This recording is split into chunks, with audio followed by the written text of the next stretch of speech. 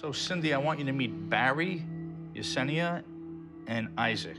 Now, they run this place, and I don't know if you could tell from your walk, but it's a museum. Now, here's the issue. They're having crazy, violent experiences, but they're passionate about keeping this museum open, and they're desperate for you to show them a way to do it so everyone can be safe. So now that Cindy knows a little bit about you guys, unless she has questions, she'll tell us about her walk. Well, one of the first places that I got pulled to was the basement. When I was down there, it became very clear to me that there are people coming here doing paranormal investigations. It's taking all the activity that's already here and making it like 1,000,000 times worse. And I'm guessing that when you guys do renovations here, it must really amp up the activity. Is that true? Yes, Yeah. definitely it is. Yeah. For sure. So, Cindy, there's a couple of things you should know. This place is called Octagon Hall. It's a Civil War museum with a ton of history. But people only pay $5 to take a tour here. Yeah, it's $5 for a tour. Pretty cheap. Right, it's not enough to pay the bills.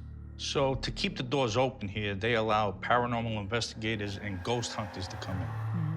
They rent the house for the evening, then they investigate the hall, and then leave. To have all these people in here doing paranormal investigations, tapping into who knows what, it's a big problem. All right, so what else? When I was down in the basement, I ran into a dead teenage boy. I think he was around 18 or 19 years old, and I was seeing a gun around him. So I think he died in battle. I feel like he sees himself as a guard of this place, as a protector of the space. So the guy who originally owned this place was a Confederate sympathizer named Andrew Jackson Caldwell. During the Civil War, he did everything he could to help the Confederates. He even turned the basement into a makeshift hospital for the wounded soldiers. In fact, there are at least 2 Confederate soldiers buried on the property. Oh, wow. Yesenia, would you mind telling her about that teenage boy you saw? There was a man walking toward me, looked like 17 to 19 years old. I saw him coming at me, and for a split second, I thought it was a real person, and I kind of gasped. So, Barry, you mentioned to me, I think, that you see soldiers, right? Oh, yeah, we see soldiers, and other people also see soldiers. They'll communicate to me, they'll say, it's so great that you have reenactors here on the property. And I go, we don't have any reenactors on the property. I mean, that would freak me the hell out. I mean, It does. It does it freaks all of us out. Yeah. One of the biggest issues that I encountered on the property is the poltergeist activity. I think it's happening all over the property, for sure, but it's happening the most outside of the barn. I felt that people would walk into the barn, and then all of a sudden the door would be shut behind them, like they couldn't get out. One time in particular, Barry and myself noticed that the main doors were open, and as we walked in, the stall doors to the horse stall, all of them started opening all at one time. Wow. I feel like people have been pushed, kicked, assaulted, and bruised from this poltergeist activity. And I feel like it's scaring people away from this location. A lot of people run out of here and never come back. Barry, I want you to tell Cindy about this table in the photo and what happened. The table, one, lifted up. It actually came towards me and almost hit me. Wow. Now, you also had a piece of fence thrown at you. Yeah. And I actually, I got it with me. Wow. I mean, that's serious. Luckily, it hit a branch before it hit me. So what else did you encounter? There are 2 dead people who I feel are particularly dangerous on this property. The first one is a woman who is in mourning. Sorry. I'm trying to get this out, but I can feel her coming in. So here she is, welcome.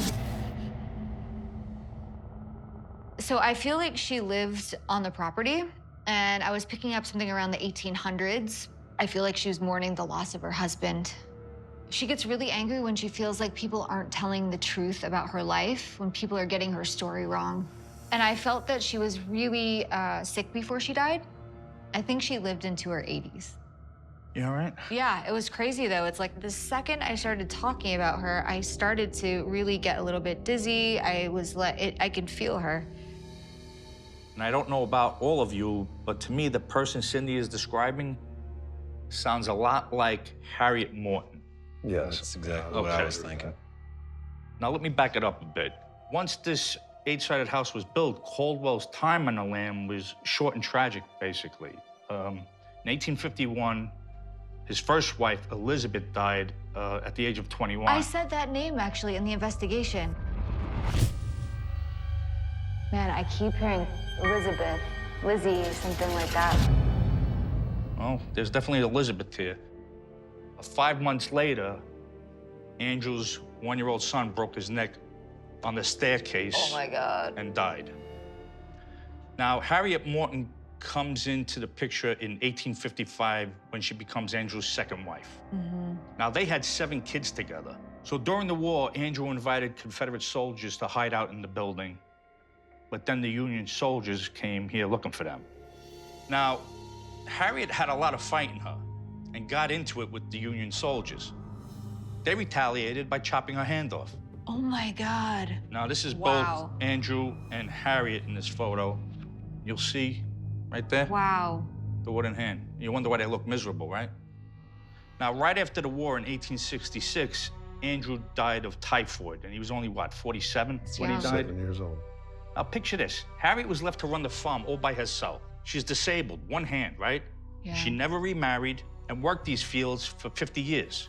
In 1916, she finally sold the place.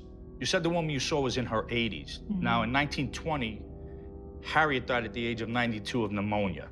Cindy, do you think Harriet's here? I think both of the wives are here, although Harriet's definitely more of a problem. Now, Cindy, you said this woman, Harriet, is dangerous. Why? What does she do? She still very much feels like this is her house. And if she thinks somebody's being disrespectful here, she's gonna lash out. She'll grab the back of somebody's shirt and pull them back. So people get grabbed here a lot. I was down in the basement and was giving a tour and just very clearly felt as if someone just smacked as hard as they could, but there was no sound. And it was just the back of my head. Isaac, tell Cindy about the time you got scratched. I was actually on a ladder changing a light bulb. And then next thing I know, I feel burning sensation on my back, and we raise my shirt up, and there are 3 distinct scratch marks going down my back. Scary. Harriet likes to follow people home. Yeah. So when that happens, people are having nightmares, they're feeling anxious, they wake up sad, and they're feeling this woman's misery. So probably a good time to tell her about what happened to you. A few years ago, had something most certainly follow me home. I never honestly really imagined that it would be Harriet, although we have joked a lot here that she doesn't like me. So it makes me uncomfortable. So why do you think she doesn't like you? You know, there are unsavory rumors about Harriet, but I have in tours brought those rumors up. So you've been spreading rumors about Harriet. Yes, essentially. What were the rumors? She had something to do with the death of the child of the first wife that fell down the stairs. And I have repeated those rumors before. Oh my God, that's why she's so pissed off. That makes a lot more sense to you than why she's so angry. Completely.